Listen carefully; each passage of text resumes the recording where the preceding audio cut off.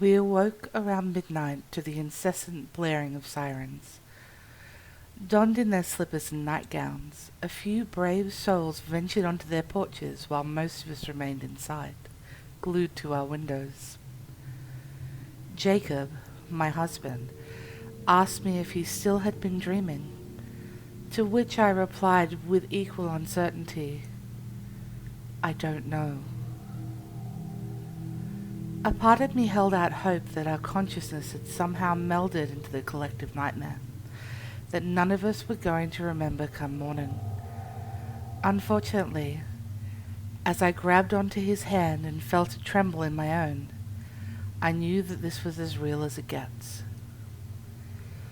They marched down the street in single file, the burning men, past the flames that engulfed their bodies with the charred remnants of actual people, scorched beyond recognition.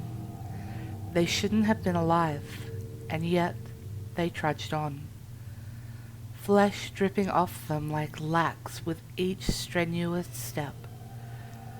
Fire erupted from their orifices, spewing forth from their mouths and eye sockets as though it came from somewhere deep within.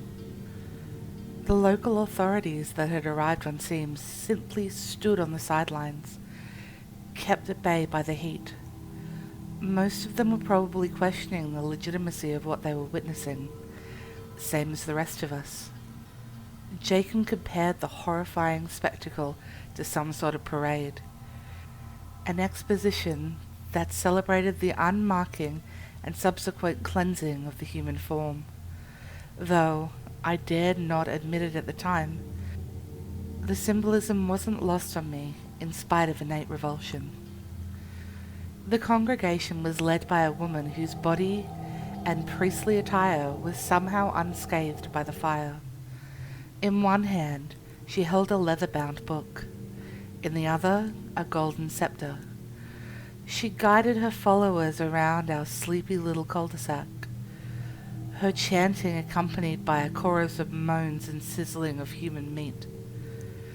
As she passed by our driveway, closely tailed by the queue of blazing husks, I was able to make out the smile plastered across her wrinkled face. Contrary to our own expectations, the woman didn't come across as deranged or maniacal at all. Rather, she simply looked overjoyed, as though this moment was what the culmination of her entire life's work was for. Reluctantly, an onlooking firefighter finally decided to intervene and threw a bucket of water onto the burning men. We watched the shriveled figure stumble out of line, dropping to the pavement and beginning to convulse. Its groans turned to shrieks of agony. Its limbs bent and flared out in awkward directions. Steam rose from the writhing creature that had once presumably been human, and then it fell limp, reduced to a horrifically disfigured carcass and nothing more. The marching and chanting ceased. The burning men stood eerily still, only swaying while the fire ate away at their forms. The silence that followed was rife with suspense. For all we knew, it was merely the calm before the storm.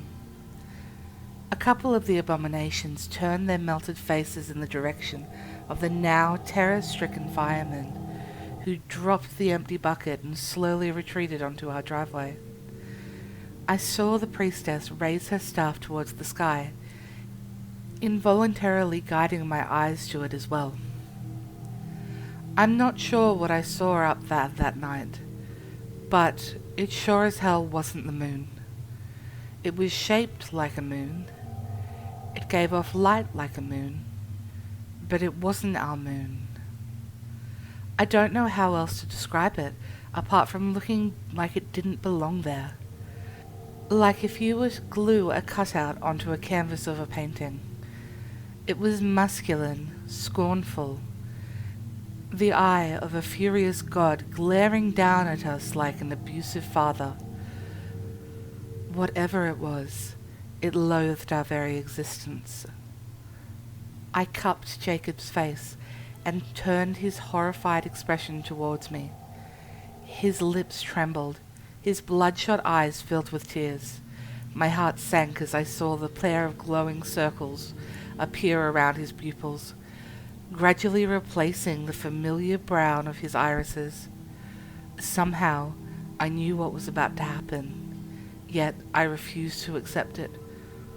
No, no, no, I pleaded, attempting to embrace him, but he shoves me away with every ounce of his strength.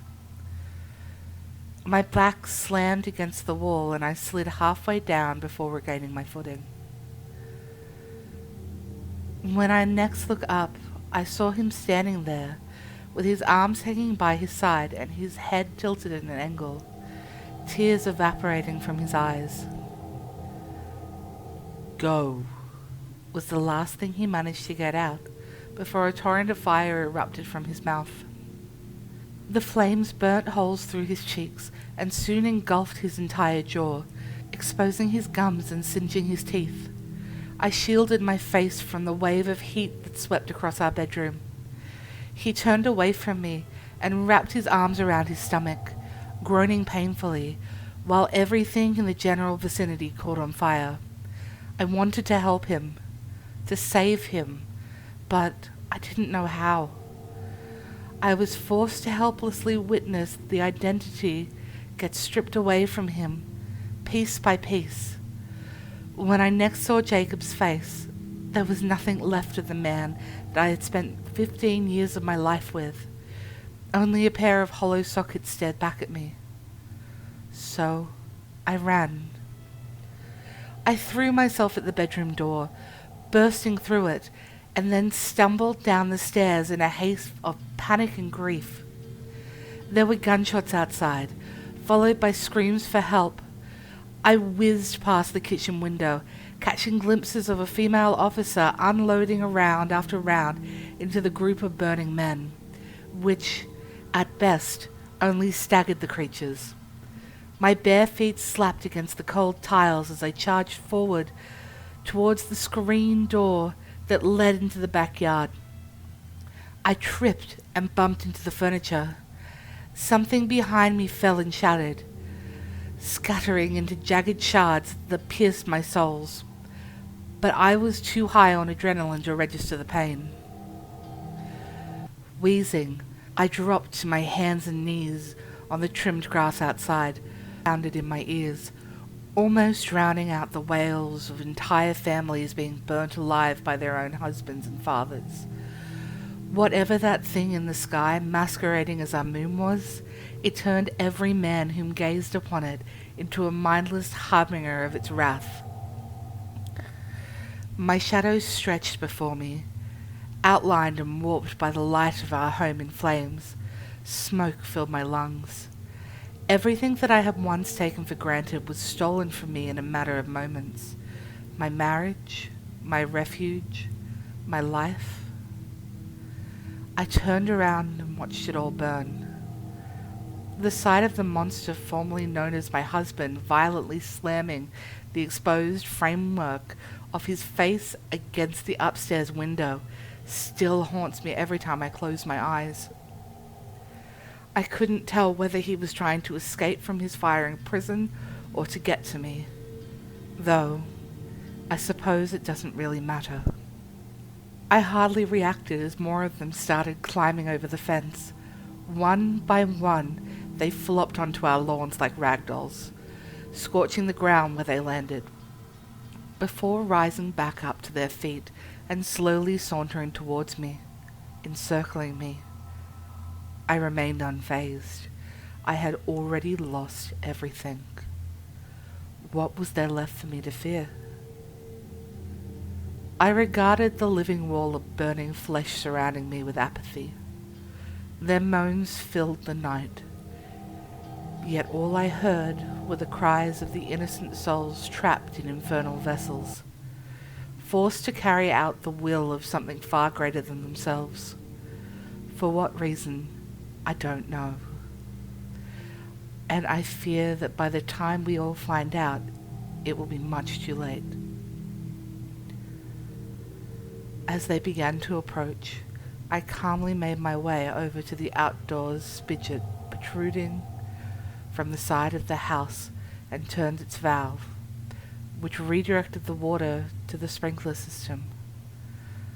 I was discovered by a rescue team the following morning, soaked to the bone and sitting among the dozens of shriveled, waterlogged corpses littering my backyard of my once idyllic suburban home, now reduced to a pile of smouldering rubble. Being one of the few survivors, I was the first to be interrogated about what had happened that night. You can probably guess how many people believed my recollection, and, frankly, I don't blame them. I don't expect you to believe me either. But do me a favor instead. Appreciate what you have while you have it. Embrace a loved one. Spend time with your favorite pet, or work on something that fulfills you, because someday soon, all of it will be taken away from you. It's coming, and it hates us.